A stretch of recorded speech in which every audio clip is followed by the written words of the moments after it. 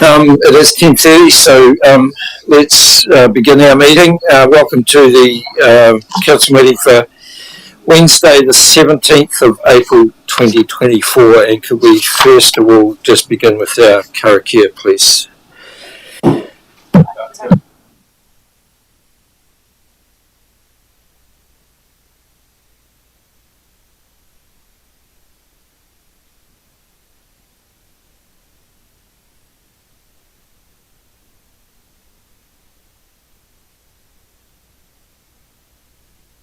And press and all those watching online.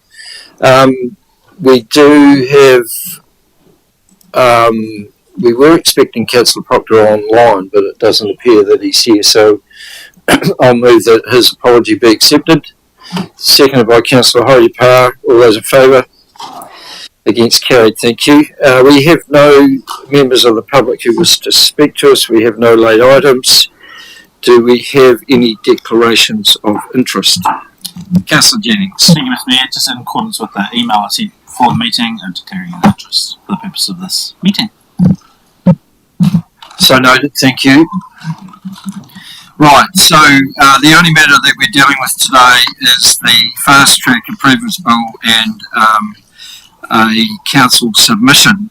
And we welcome Lauren to the table. But just before Lauren introduces her report, the intention is that what we will do after you've asked questions or any clarifications of Lauren is to go through those recommendations on page 14 one by one and see if there is endorsement or not of those recommendations. Following that, if there is any additional items that you wish to add to a submission or not.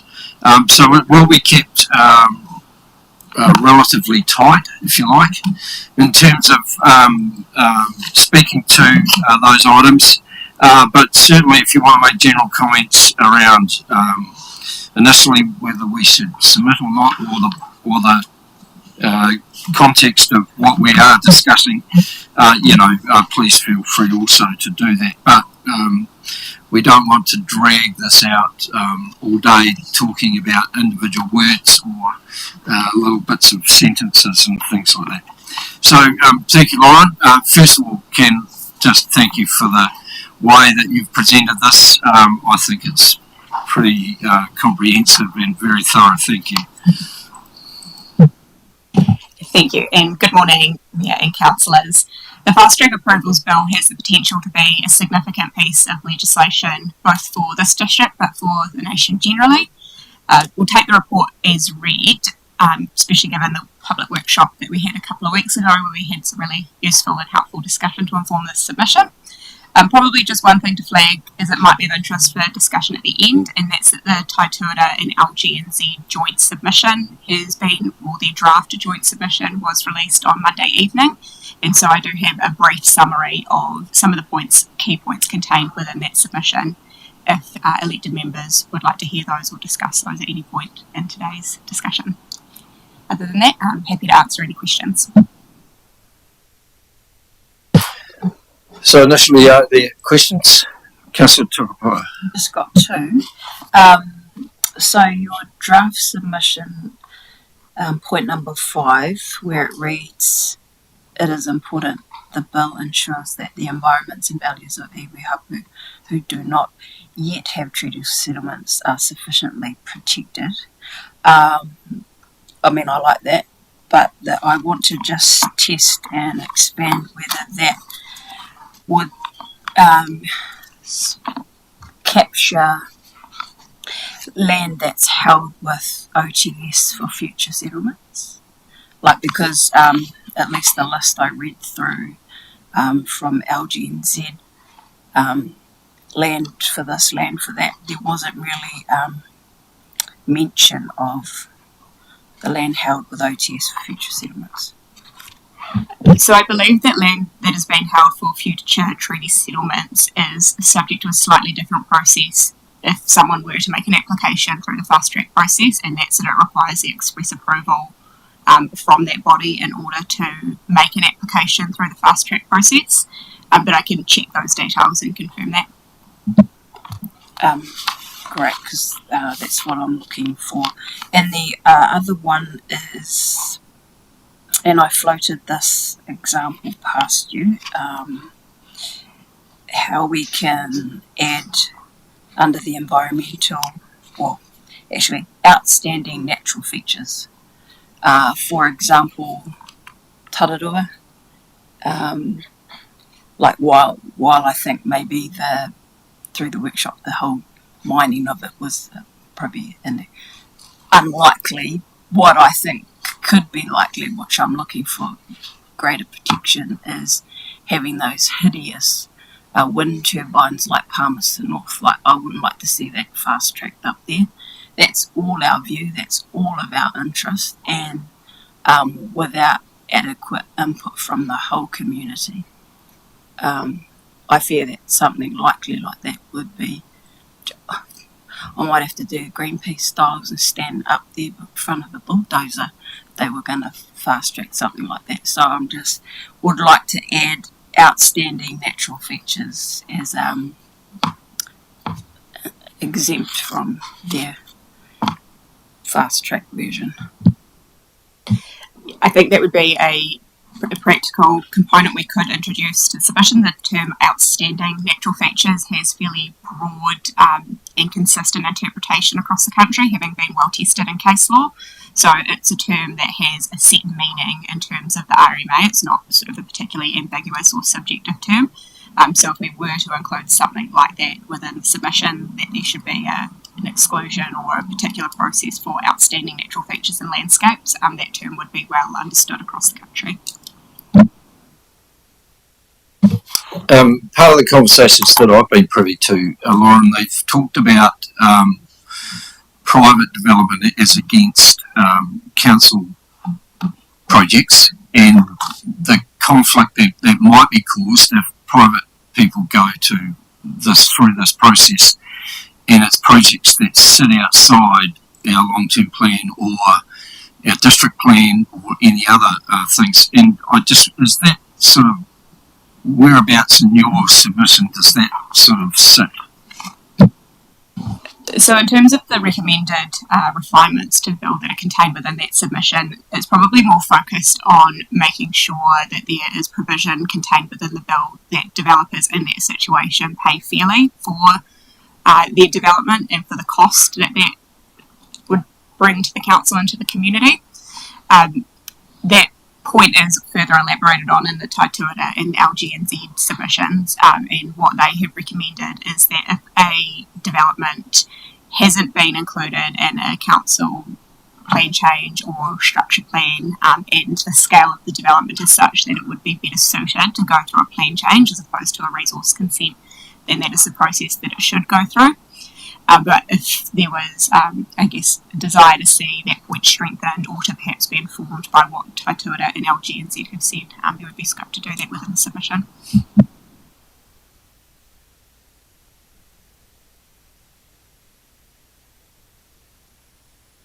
There being no further questions, we will then go to page 14 and to the recommendations on each of that page. I've asked Lauren to remain at the table just in case there are any clarifications or questions of her about individual items. First of all, we just need to do the procedural stuff. In 3.1, 3.2, that the report fast track approvals bill council submission be received, and this matter or decision is recognised as not significant. So moved, seconded by Deputy Mayor Allen. All those in favour? Against, carried. Thank you. So let's move to the first recommendation. The way we frame this is that we will endorse or not endorse each recommendation. I'm sorry, I'm looking at page 14 of my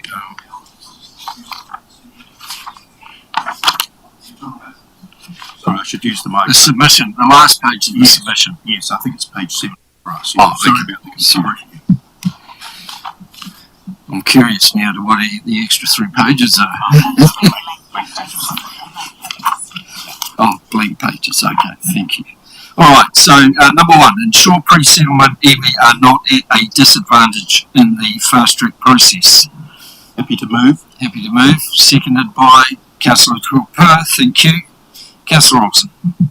Can we have division through these?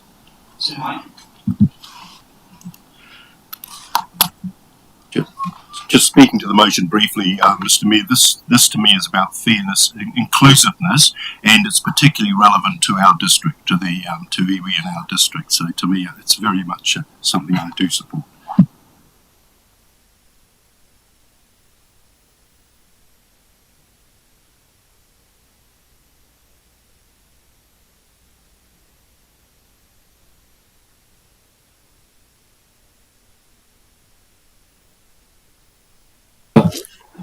Grayson is having trouble bringing it up on the screen, but he has got it on his screen. So we'll start in that case with Deputy Mayor Allen. In favour. Councillor Young. In favour. Councillor Olsen. Yes. Councillor Tamihana. Aye. Councillor Grimstone. Aye. Councillor Horowhenua. Aye. Councillor Boyle. Support. Councillor Barker. Yep. Councillor Tuapua. Aye.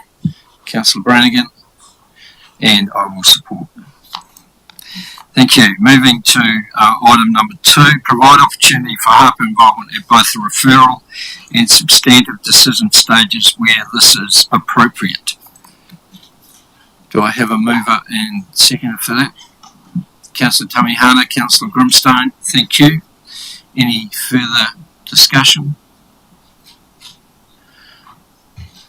Councillor Brannigan. Sorry, thank you. I might support this one, mainly, principally because this is fast track consenting. In my view, while I get the sentiment of it and the ideal nature of it, I just don't think it's realistic. So for that reason, I won't be supporting this particular motion.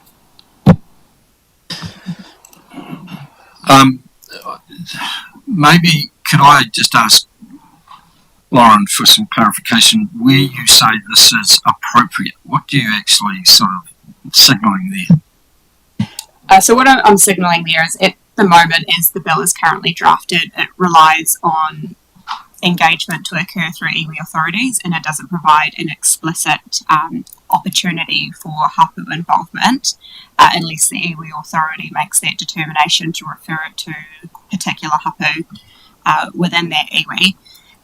But we are aware that there might be projects, for example, that are specifically within one hapu's rohe, and in such situations it might be appropriate for the legislation to require the engagement to happen at the hapu level rather than at the iwi authority level.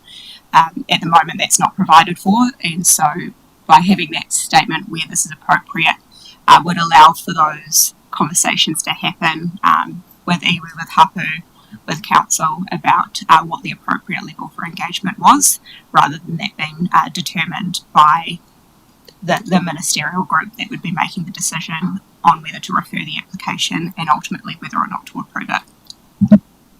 Thank you. All right, starting on my left this time, Councillor Brannigan, Councillor Tuapua, Councillor Barker, No. Councillor Boyle, For. Councillor Horowhenua, For. Councillor Grimstone, For. Councillor Tamihana, Aye. Councillor Olsen, Against. Councillor Young, For. Councillor Deputy Mayor Allen, For. and I will also vote for. Thank you. So the motion is Just confirm, Councillor Tuapua, your vote. aye. Yeah, sorry. Sorry. Okay, the motion's carried. Thank you. Or the endorsement is carried. So number 3. Introduces the principles of te tiriti as a matter that must be considered when making substantive decisions. Anything you want to add to that, Lauren? Probably two things to clarify. By substantive decision, just saying it to make it distinct from the referral decision being whether it goes through fast track or not, substantive decision being whether the activity should be approved or not. And probably to clarify that as currently drafted, the legislation seeks to give effect to any treaty settlement decisions, but it doesn't seek to give effect to te tiriti principles. Thank you. Do I have a mover and a second for that? Councillor Boyle, Deputy Mayor Allen, thank you. Any further discussion or comments? Right. I'll start at the top right this time. Councillor Horowhenua. Aye. Councillor Grimstone. Aye. Councillor Tamihana. Aye. Councillor Olsen. Against? Councillor Young. For. Deputy Mayor Allen. For. I will vote for. Councillor Brannigan. Councillor Tukapua. For. Councillor Barker. No. Councillor Boyle. For. Thank you. All right, that endorsement is carried. So number 4, we now move to amend the time frame for iwi hapu to provide comment on either the referral decision or the substantive decision to a minimum of 20 working days and provide for cost recovery. Oh, sorry, Lauren, any additional comments? Probably just one thing, having read it back again now, if the decision was to seek that the timeframe for iwi hapu be amended to allow 20 working days, then that should probably be extended to all parties that have been invited to provide comments so that everybody gets that extra time.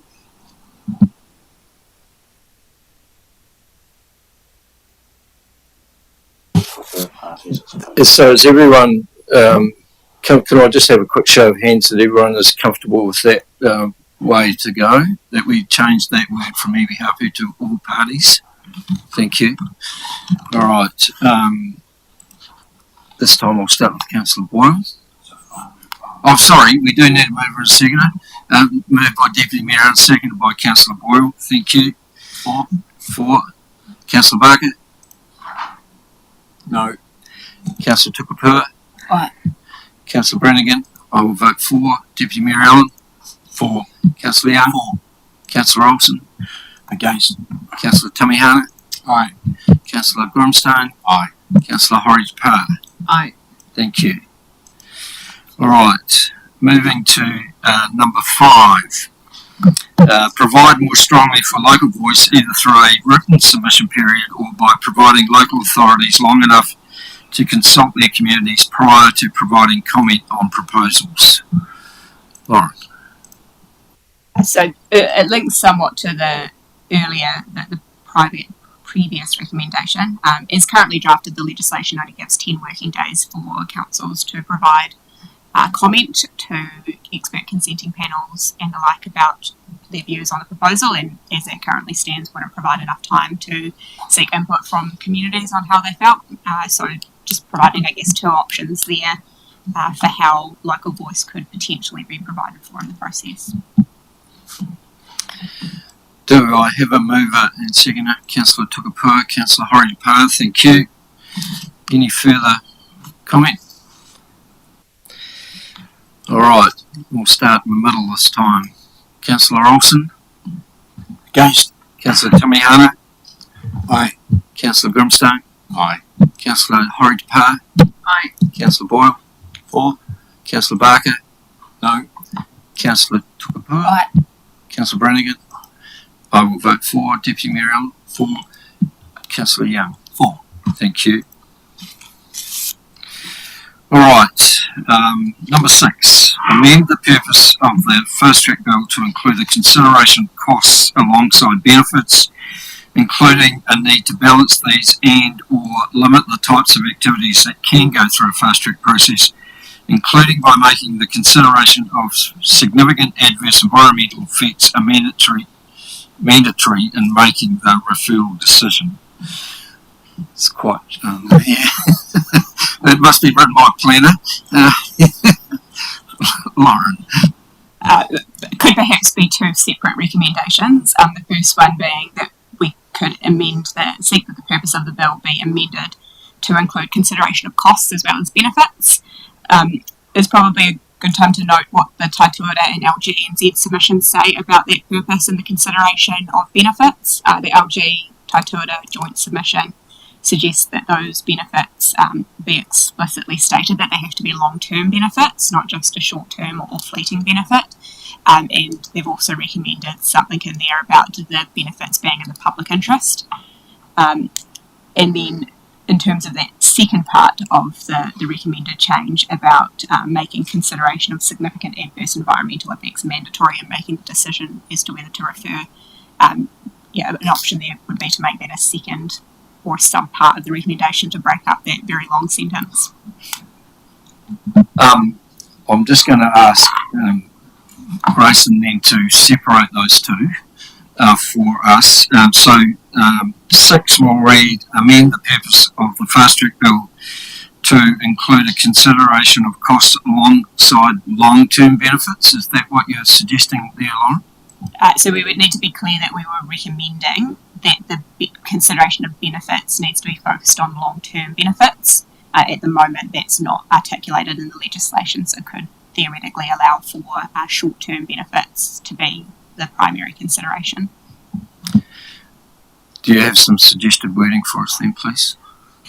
So perhaps amend the purpose of the fast track bill to include a consideration of costs alongside benefits, full stop. Require that the consideration of benefits gives priority to long-term benefits or is focused on long-term benefits, something to that effect, and requires costs and benefits to be balanced. Any initial allergic reaction to that? You move that. Sorry. Councillor Brannigan, did you wish to speak? Yep. Do I have a seconder for that? Councillor Boyle, thank you. Councillor Brannigan. Yeah, just a question for Lauren, please. In terms of the defining short-term or long-term benefits versus something else, and the reason I ask is obviously the reason or the intent of fast track consent bill is to probably avoid some of that long, elongated court processes over stuff that the benefits are clearly obvious a lot of times, but held up through things like this, I guess. So how do we define what is a short-term benefit to a long-term benefit? Can you give an example as such? And would we then, if local government New Zealand are putting that extension into their submission, would we do the same? So I probably need to give it a little bit of thought about what constituted a short-term benefit or what constituted a long-term benefit, but I would be inclined to think that a long-term benefit would need to have, I guess, benefits, perhaps cross-generational benefits, rather than an activity, say, to use a finite resource and to use all of that finite resource up on the basis that it provides people jobs for 2 years or 5 years or something like that, and then the resource is used up and the benefit goes. I think that's what LGNZ and Taituara are trying to avoid. And instead would be, I guess, wanting to articulate something like Horowhenua, for example, that once that's constructed, that provides benefits over the long term and having a safe highway for people to use for 50, 100 years, whatever it might be. But I think it's right to point out that it is a bit of a subjective term about what is short term, what is long term, and the Taituara LGNZ submission doesn't break down what they would understand to be long term. It could be a term that might have been tested in the courts at some point in time and might have some case law or sort of generally accepted understanding of the term, but I'm not aware of that.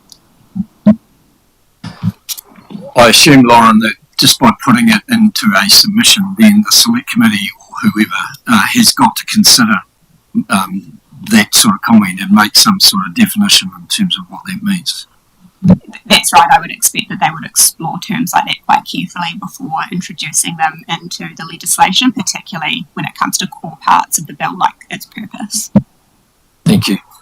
So just asking Grayson if you wouldn't mind repeating what that recommendation is.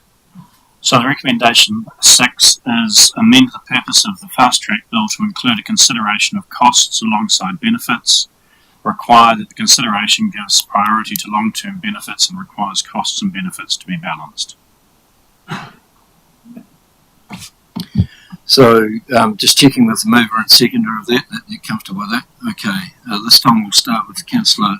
Oh, sorry, unless there's any comments. Or... No, I guess my view would be the addition of that kind of changes my view on it, because I sort of look forward and see there's an opportunity where it is appropriate for a short-term benefit to be considered for a fast-track proposal, and I'm not going to hypothesise around when that might be, and I think that there's enough scope within the existing bill to actually cover that. I think the key important part from my perspective on this is that consideration of costs. I think the application of benefits is all already firmly, from my opinion, covered within the scope.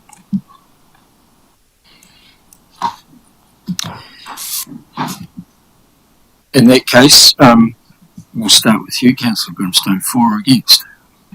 Against. Councillor Tamihana? For. Councillor Olsen? For. Councillor Young? Against. Deputy Mayor Allen? For. I will vote for. Councillor Brannigan? Yes. Councillor Tukapua? For. Councillor Barker? Against. Councillor Boyle? For. Oh, sorry, Nina. For. Apologies. I'll need to just get my head on. 7 in favour, 4 against. So 7 in favour, 4 against. Thank you.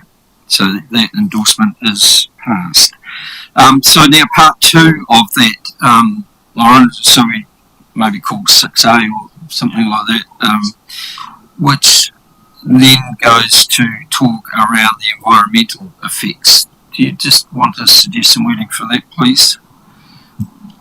So I think that could be just stated that make the consideration of significant adverse environmental effects a mandatory matter in making the referral decision.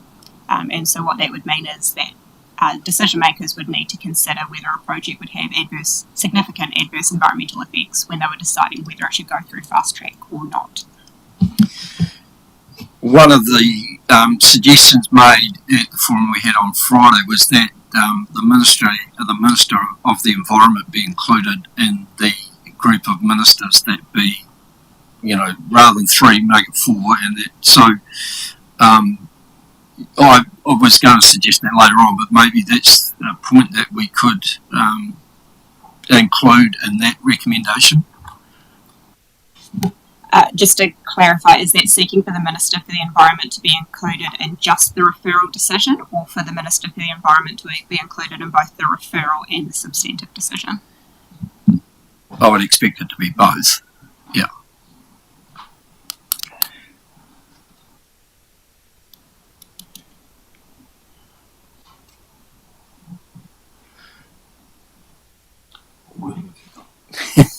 For that, so after sort of finishing that sentence, that make consideration of significant adverse environmental effects mandatory in making the referral decision, full stop, provide a role for the Minister for the Environment in both the referral decision and the substantive decision. Thank you. I'm happy to move that. Seconded by Deputy Mayor Allen. Any further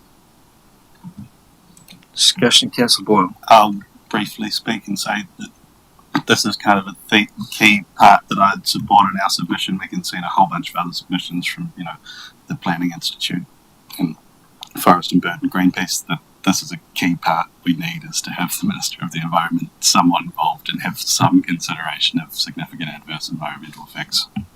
Yeah, this is pretty important. Thank you. In that case, can I start with you, Councillor Boyle? For. Councillor Horowhenua? For. Councillor Grimstone?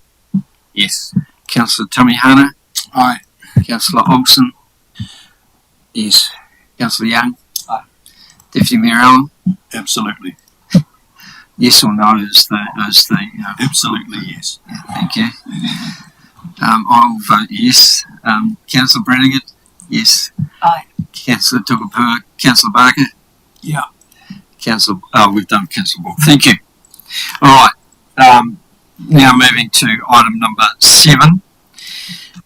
Include a requirement for stronger assessment of a proposal's vulnerability to natural hazards and climate change. Any further comment? This point is covered in the Tatuira and LGNZ submission, and the recommendation that they have made is that proposals are, I guess, not prevented, but discouraged from establishing in areas vulnerable to natural hazards or climate change unless there's a functional requirement for them to be there. And what I understand that submission point to be is that we wouldn't go approving new housing developments in areas that are vulnerable to climate change and natural hazards, but if there was a piece of infrastructure that needed to be in that location for a functional need, then that should have a pathway through the fast track process. Anyone like to move? Councillor Brannigan. Question? Yes. Thanks, Lauren. This might be semantics, but I'm just looking at 7. Just wonder if we go vulnerability to natural hazards and or climate change down the order there, because not all natural hazards are, of course, are impacted by climate change. Thank you. Just checking that everyone's okay with that wording change. Thank you. Happy to move with that wording change. Right, thank you. Moved by Deputy Mayor Allen, seconded by Councillor Brannigan. Any further discussion? Okay, I'll start with you, Councillor Brannigan. Councillor Tukapua? Aye. Councillor Barker? Yes. Councillor Boyle? For. Councillor Horowhenua? Aye. Councillor Grimstone? Yes. Councillor Tamihana? Aye. Councillor Olsen? Against. Councillor Young? Aye. Councillor Deputy Mayor Allen? Sorry. In favour? And I am in favour. So that is recommendation is passed. Thank you. Moving to number 8, remove the ability to apply for approval to carry out prohibited activities or amend so that consent may only be sought for prohibited activities in certain circumstances, such as greenfield development that is consistent with the outcome sought by national direction. Thank you, Lauren. So I suspect that the pathway for prohibited activities being provided in the fast track process is in response to some new prohibited activities in other parts of the country that are quite broad reaching and perhaps have unintended consequences for development that would otherwise be provided for through national direction. And so the recommendation there is seeking to address that while not opening up the door to all prohibited activities where those prohibited activities have got that status through a public process and for good reason. And I guess to use a couple of examples, within the Horizons 1 plan, there are prohibited activities such as the discharge of untreated human effluent is one. That's probably one that is prohibited for good reason. And so to keep the status of prohibited for those sorts of activities, but not foreclose, I guess, opportunities to provide a pathway if the prohibited activity status has been provided for in a less reasoned or less evidence-based way. Councillor Boyle. Can I query, can you think of what a nice prohibited activity would be? So not so much that it's a nice prohibited activity, but perhaps an example of where a prohibited activity has quite broad-reaching consequences, and that is in the Greater Wellington Regional Policy Statement, and one of the regional plan, rather, a plan change that they've got out at the moment seeks to make the discharge of stormwater from unplanned urban expansion prohibited in all circumstances, so it doesn't give that opportunity to assess whether the stormwater discharge is appropriately managed or if the quality and the quantity of that stormwater management is okay. If it's associated with an unplanned urban expansion, so something that's not in the future development strategy, it can't happen, and that conflicts with the National Policy Statement for Urban Development that requires councils to consider approving development that is out of sequence or unplanned if it contributes to delivering a well-functioning urban environment.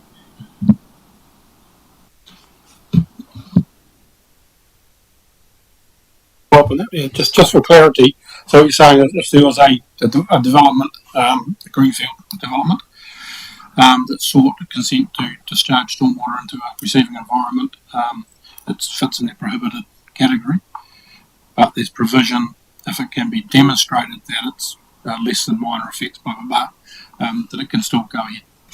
Yes, so to be clear, that situation applies to the Wellington region, so it doesn't apply here in our context. But yes, as that plan rule is currently proposed, it would be prohibited regardless of what the environmental effects of that stormwater discharge were.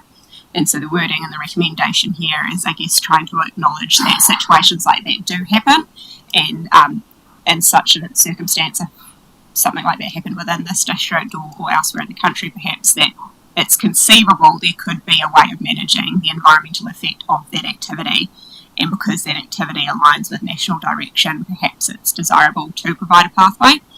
But wanted to make a distinction between that sort of situation where there's that broader strategic alignment with national direction, draw a distinction between that and between the sorts of activities that are prohibited for good reason, because it's pretty inconceivable that there'd be a situation where that activity would be okay, such as discharging untreated human effluent, for example. Yes, Board. I mean, I would be more inclined for this bullet point to end slightly earlier and have it end at remove the ability to apply for approval to carry out prohibited activities. Full stop. As has been submitted by other submitters on the bill, and yeah, councils make these lists of prohibited activities for a reason. I can't see any logic, even with the example you've given, that we should really be endorsing an activity that says we're okay with it being removed or overruled. So you're suggesting, Councillor Boyle, that we just have that recommendation is to remove the ability to apply for approval to carry out prohibited activities, full stop. That's what I'd like to see. I Okay. don't know if there's support around the table. Well, that's what I'm going to ask for now, to see whether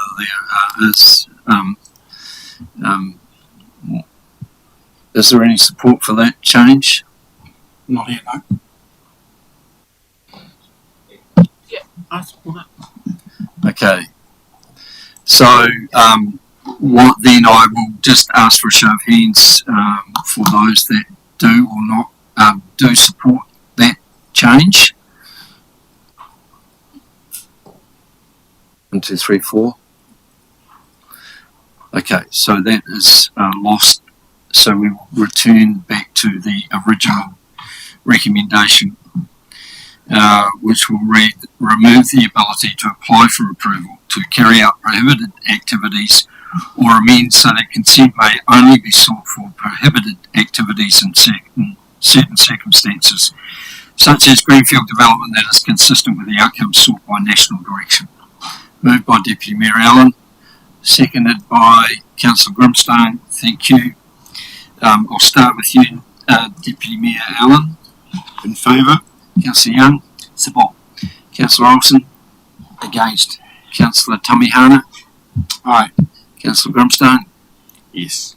Councillor Horowhenua. Aye. Councillor Boyle. Yes. Councillor Barker. No. Councillor Tupper. Aye. And Councillor Brannigan. Support, and I will also support. Thank you. So that endorsement is carried. Moving to number 9, amend the bill so that the fast track process does not begin and end with ministerial decisions. For example, amend so that either ministers make the referral decision while expert consenting panels make the substantive decision, or that if ministers disagree with the recommendations of the expert consenting panel, the decision is then referred to a third party such as an environment court judge with or without a hearing. Lauren, can you add some commentary around that? Thank you. Sure. So as the bill is currently drafted, the joint ministers make both the referral decision and the overall decision, meaning they don't need to take into account, or they don't need to agree or endorse the recommendations of the expert consenting panel. Additionally, the tests that are applied at both stages of the process are pretty much the same. So you end up with a somewhat circular process, I suppose, with the same person making decisions on the same things, both at the beginning and at the end of the process.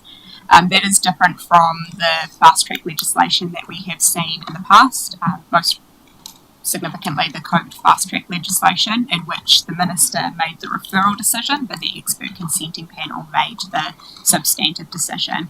And so the recommendation there seeks to either replicate that same approach that the COVID fast track legislation had, or provide a second option that's maybe somewhere in the middle between the current proposal and the fast track approach, which would be If the expert consenting panel and the minister agree, then the minister could make that decision. But if the minister and the expert consenting panel disagreed, then another party would make the overall decision. Happy to move. Thank you, Deputy Mayor Allen. Is there a second? Thank you, Councillor Tamihana. Speaking to it, Mr. Mayor. Yes. This to me is a very important, lies at the heart of my concerns around this process. I need to preface what I say by saying what I said at the workshop, which is that fast track legislation I think is very important in today's world. I do accept the plethora of red tape and the frustration that brings not just to the private sector but also to the public sector. That said, this ability for one minister, to decide whether or not to refer in the first place and then make the final decision at the end, to me is a gross abuse of power. And I think that there are alternative models such as existed in the previous government that made sure that there was a much fairer, more balanced, more robust process. But for one of three ministers to be the judge and the jury in effect around this process, to me is wrong. Anyone else wish to speak to that? Okay. So we'll start with you, Councillor Boyle. For. Councillor Barker. For. Councillor Tukapua. For. Councillor Brannigan. I will vote for. Councillor Allen. Deputy Mayor Allen, sorry. Apologies. For, yes. Councillor Young. For. Councillor Olsen. Against. Councillor Tamihana. For. Councillor Grimstone. For. Councillor Horowhenua. For. Thank you. Right, following that is item number 10. If the changes recommended in the previous recommendations are not made, recommendation number 9 are not made, provide scope for appeals on substantive matters. So as the bill is currently drafted, it only provides for appeals on points of law through a judicial review process. It doesn't provide for appeals on substantive matters such as the quality of the evidence put before the decision makers and the robustness of that evidence. And so if the Select Committee didn't make those changes to provide, I guess, that separation between the first decision maker and the second decision maker, suggesting that there should be an appeal pathway to test those more substantive matters rather than being constrained to just points of law. So, Lauren, I mean, if the expert panel recommend or not recommend a project, but the ministerial panel go against that expert, so there's no other way than points of law that at present that they're proposing could be appealed. That's right, it's limited to those points of law.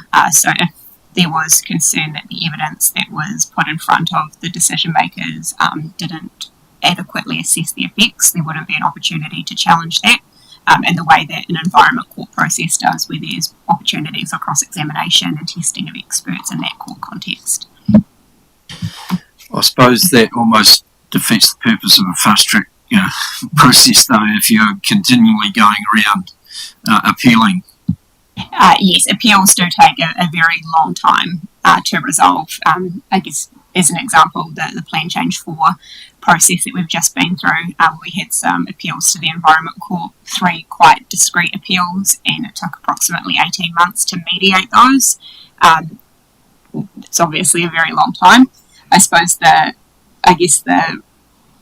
point there is it would emphasise, because that process is so long, I guess it would encourage expert consenting panels and ministers to ideally find agreement and to mediate between themselves to get to the point where all parties there were comfortable. But certainly there would be a significant time cost if things ended up having to go in front of the Environment Court in a full court hearing process. Is there any mention of this topic in the Taitura advice or LGNZ advice? No, there's not, and I haven't seen that point made by others either. And I think that's in recognition of the time that is involved with these appeal processes and these court processes. But it was something that was raised in the public workshop the other week, so have included it there in the submission for discussion. Councillor Brannigan. Lauren, what is the LGNZ position on this particular point? So they've been silent on it. They haven't talked about an option for a substantive appeal. What they have said about appeals is focusing on the points of law appeal option and clarifying or seeking rather that if there was a judicial review or an appeal on a point of law, that the respondent to that should be the decision maker, not the council, which has been the case in some of the fast track processes that have occurred so far. And probably just to point out that the COVID fast track legislation did not provide for substantive appeals, it only provided a pathway for appeals on points of law. So you've just touched on it, but just for clarity, so there still is the ability of a judicial review. That's right. And ministers have to still demonstrate the financial laws of justice and things like that, and That's fairness. And so it is covered, but it's not to the appeal level. That's right. So it's provided for on those points of law, but of course a judicial review or an appeal on a point of law would be a high court process rather than an environment court process. And to clarify, the appeal on point of law is only by the applicant, commenters, attorney general, or a person with a greater interest than the general public. So That's right. I could not appeal something, quite likely. That's right. Though to be clear, in a typical consenting process, the rights for appeal aren't unlimited either. In that sort of process, appeal rights would be limited to the applicant, the council, the submitter, or people with an interest greater than the general public. Right. Is there anyone prepared to move this recommendation? Councillor Tamihana, seconded by Councillor Boyle. Okay. In that case, Councillor Tamihana, does anyone wish to speak to it any further than what has been I'll said? briefly say that it would be great to have an appeals process for decisions that could be made. The points of law appeals process is insufficient for some of these matters. I'd prefer to have this point just read provide scope for appeals on substantive matters than the one we've got, but I think this is an acceptable kind of backstop in case the point we've made above isn't implemented by the government. All right. This time we might start with Councillor Tamihana. Aye. Councillor Grimstone. Yes. Councillor Horowhenua. Aye. Councillor Boyle. For Councillor Barker. Or Councillor Tukapua. Aye. Councillor Brannigan. I will vote against. Councillor Deputy Mayor Allen. Against. Councillor Young. For. Councillor Olsen. Against.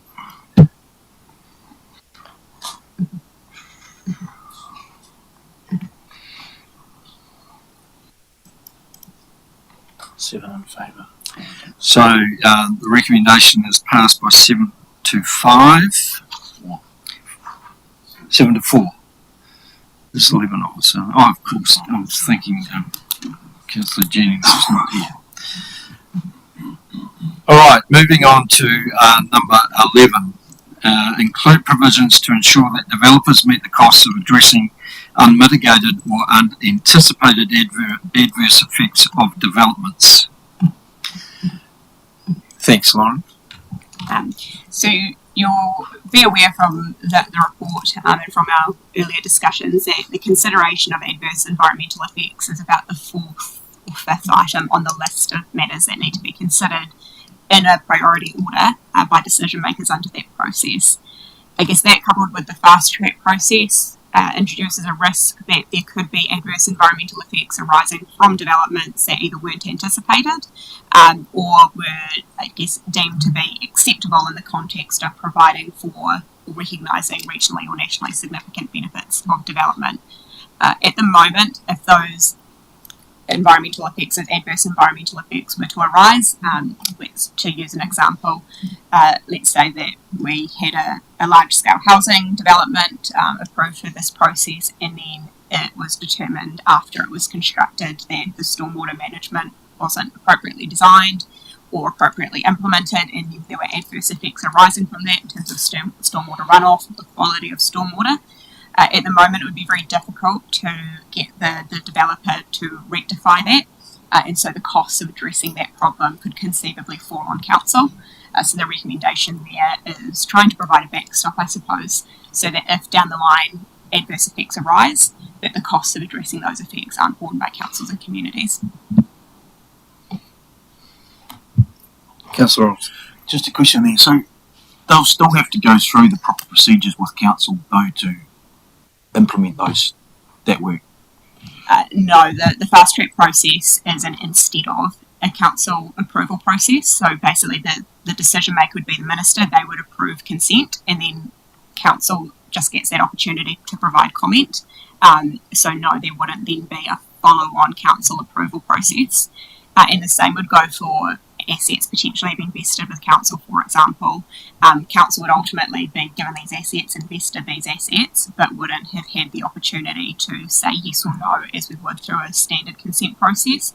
Our comments might be that the design of that stormwater pond or of that road isn't up to standard, we don't want it, but it would just be that us providing that comment to a third party effectively to decide upon.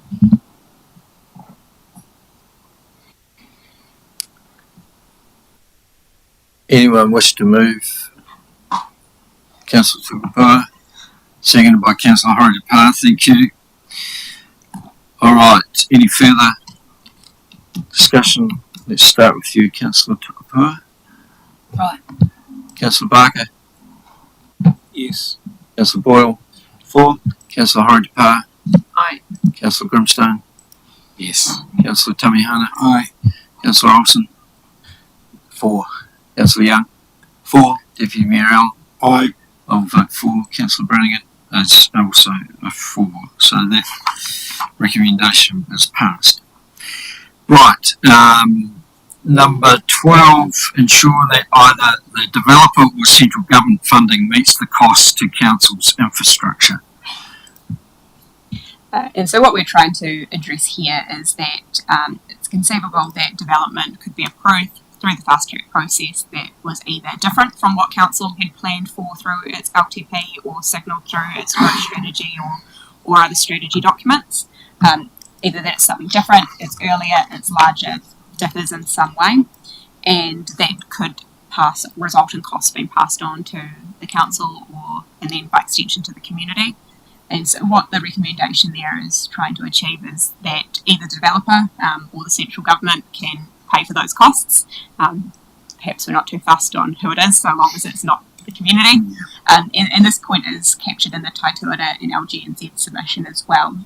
They've gone into a little bit more detail, and they're focusing on the developer covering the costs rather than central government, and they have suggested the inclusion of the ability to impose through conditions a requirement to enter into a private developer agreement or some kind of commercial arrangement that would see the developer covering the costs of any infrastructure upgrades necessary to complete their project. There probably is some complexity in how you'd actually implement that because council's not the decision maker, somebody else is. So writing a condition that would require potentially the council and a developer to enter into a commercial arrangement could be pretty tricky, and it wouldn't be an option under the RMA. The RMA doesn't allow third-party agreements, but under the RMA, because the council's the decision maker, we could enter into an agreement like that because it's not involving a third party. But yeah, that's the kind of the concept that we're trying to articulate through that recommendation. Moved by Deputy Mayor, seconded by Councillor Horowhenua. Any further? Right, let's start with you again, Deputy Mayor Allen. Aye. Councillor Young. Aye. Councillor Olsen. Yes. Councillor Tamihana. Aye. Councillor Grimstone. Aye. Councillor Horowhenua. Aye. Councillor Boyle. For? Councillor Barker. Yes. Councillor Tukapua. Yes. Councillor Brannigan. Yes, and I'm also a yes. Okay, so that brings us to the end of the recommendations that were enclosed in the report. Are there any further comments, recommendations that councillors would like to make? Councillor Tukapua. Just following up from my earlier question at the beginning, around outstanding natural features, i.e. Tararua ranges, I would like such significant features to go through the usual process rather than the fast track process. So I'm not saying no, you can't, but actually I want to see that the whole community have an opportunity to engage and be heard on something like that. So I'm looking for wording, if it's supported, to remove the ability to apply for outstanding natural features, which has a definition according to the existing rules.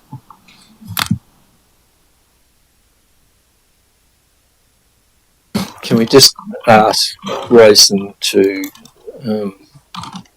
write that up?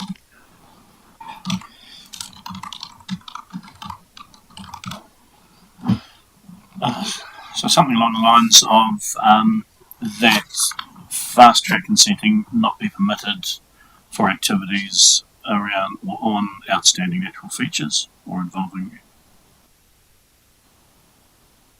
I would say expand it a little bit to say outstanding natural features and landscapes, as we've got two slightly different variations under that outstanding umbrella within our district plan. And perhaps the word permitted, that has a certain meaning in an RMA context, so perhaps that the fast track approval process is not available for proposals on outstanding natural features and landscapes. Councillor Tupapower, are you comfortable with that wording? Yeah, what Lauren said. Okay. She'll fix it up, yeah? Yeah. Second it. So we have got a mover and a seconder, haven't we, Rosen? No. No? We do.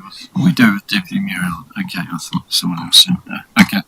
Any further discussion or talk? Councillor Brannigan. Yeah, this provides, I guess, indicates the difficulty around, why there's a need for fast track consenting, I guess, or need identified, because, I just need your help here a little more. Significant natural features can mean lots of things. They can be on public land, they can be on national parks, they can be on private land. So where does it end in terms of our district plan? Because I know Councillor Tupapower is quite talking about the ranges, and I absolutely get that, yeah. But there's a lot of significant features in districts, potentially not so much ours, but other districts where this would be it's just not going to work. So just some guidance on that. So outstanding has a different meaning to significant in an RMA context. Outstanding has been tested in case law and is a much narrower term than significant. Within this district, the outstanding natural features and landscapes are parts of the Tararua ranges above a certain elevation, like Horowhenua, like Pepaitonga, and I think Motiri Hill. I think that's it. And I guess other examples of outstanding natural features around the country would be similarly, I guess, specific as being related to certain areas that had gone through a particular process to be classified in that way. Significant is a fair level down from outstanding. And we do have some commentary on that in our district plan, but that term outstanding has that fairly consistent understanding through case law across the country. Yeah. And isn't there some legislation currently being repealed by the coalition government in terms of some of the stuff that's a lot of, I know, Central Otago, for instance, on privately owned land and stuff. Is that coming to this as well?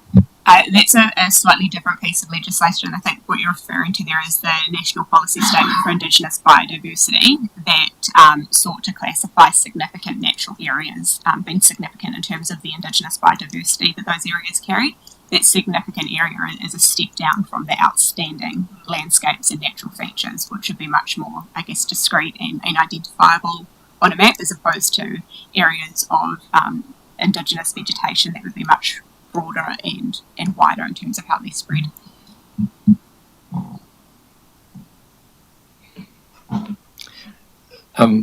Sorry, Grayson, could you just repeat what that recommendation is now? Yeah. That the fast tracking consenting not be available for proposals on outstanding natural features and landscapes. Right. Sorry, Councillor Boyle, did you wish to? Given that we have a map of this would people like to see it for our district before voting on this matter? There's a 2015 map we have showing the areas that we have that are naturally significant that we've already defined.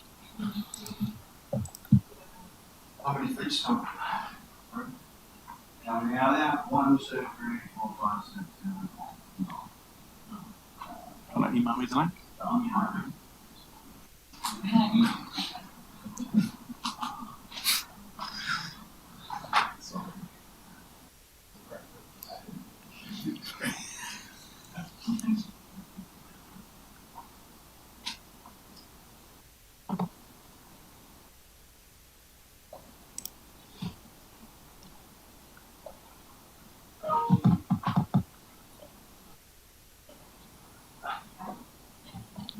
So just to clarify, not all of those would be outstanding. I think some of those would be outstanding, and then some would be highly significant or a slight distinction in language here. Within the district plan, we've got the Tararoa Ranges, Motiri Hill, Lake Horowhenua, Lake Papaitonga, the Manawatu River Estuary. How much is that up to? And then parts of the coastline. Okay. Any? I don't think so. I think people are aware of where all those. Yeah. No, I think we're good. All right. So is everyone clear on what we're voting for on this? Thank you. Can I start with you, Councillor Brannigan? Against Councillor Tukapua? For Councillor Barker? 1000%. It's a no from me. Councillor Boyle? For. Councillor Horowhenua? Aye. Councillor Grimstone? Aye. Councillor Tamihana? Aye. Councillor Olsen? Aye. Councillor Young? Aye. Deputy Mayor Allen? Aye. And I will vote for. Alan, could you just turn your mic off, please? Thank you. So that recommendation is passed. Any other matters that councillors wish to talk about? One question from me, Lauren. This is about significant regional and national projects. There, to me, doesn't seem to be a very clear definition of what that actually means, and I wonder whether we could include something that requests that what is significant regionally, because this doesn't apply to every, consent, obviously. It is only the major stuff. So some clear definition in terms of what that actually means would be, I think, appropriate for us to understand, because we might not have any projects or issues that are regionally significant or nationally significant.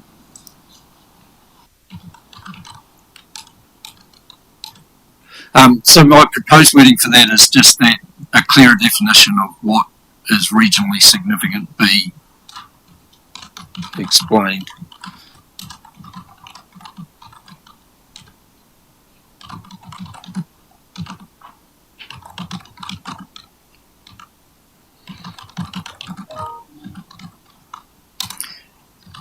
Happy, thank you, Councillor Tamihana.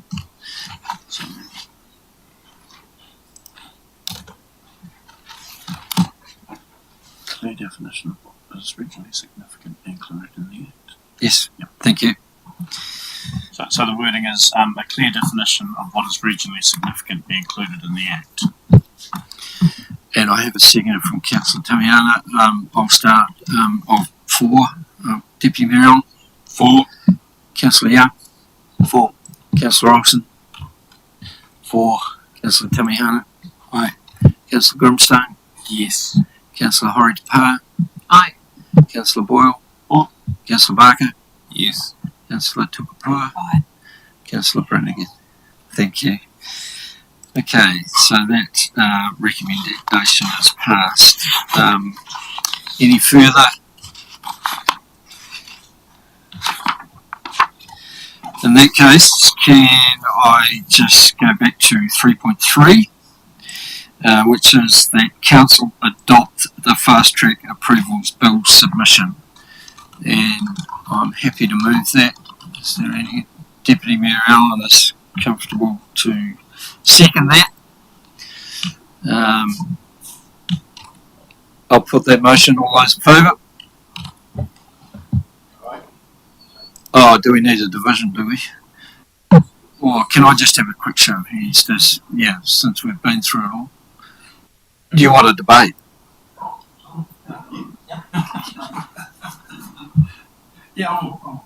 I will support it, Your Worship.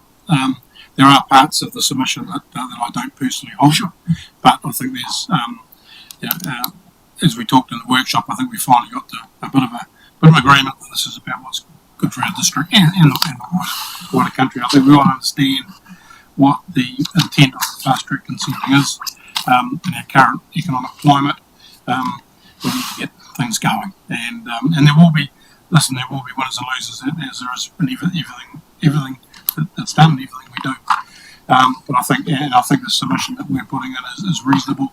Again, there's big parts of it that some of us don't hold to, but looking at what's best for particularly our community, and that's for me was always the one around the costs that this community doesn't bear, the costs of development from others, and that those costs are covered in terms of our submission in terms of our community and our ratepayer. So for that reason, I will support with some misgivings, but I certainly will support the submission. I wanted to share a similar take that personally I would have liked to see a stronger submission that said this should really go back to the drawing board. But in terms of what we've put forward here, I think this does propose a number of changes that make the bill slightly more palatable and will hopefully negate some of the environmental impacts that it's definitely going to have. Let's face it, they're going to pass it anyway, so it's worth asking for slight adjustments instead of telling them to throw it out. I'll be supporting this. Yes, Robson. Look, as you've probably seen, I'm probably against a fair few bit of this. I'm not going to support it. I totally support the environment, our community and stuff, but for me, this is about fast tracking, and I think by putting a whole lot in, we're actually going to slow the process down. But I do respect others, and I do realise it will go through around the table. But I'm still going to keep my stance. Thank you. So, Deputy so just a quick comment. It is absolutely about fast tracking, but not at the price of democracy. Councillor Timmy Hunter. Kia ora. Just Lauren, I wanted to thank you, especially in the team, for putting the submission respectfully to us in the way that it has been done. Take on board all the comments from council today and last week in the workshop, particularly as Councillor Jennings is not participating today. But I think that we've come up with a remarkable submission that supports the voices of many parts of our community, and I'm grateful that we're actually able to have this conversation and that we will be submitting on such an important topic. Kia ora. Councillor Grimstone. I just confirm, just for clarity, that at 6.2 option 1A that we're adopting the attached submission with the amendments agreed to by council. Yes.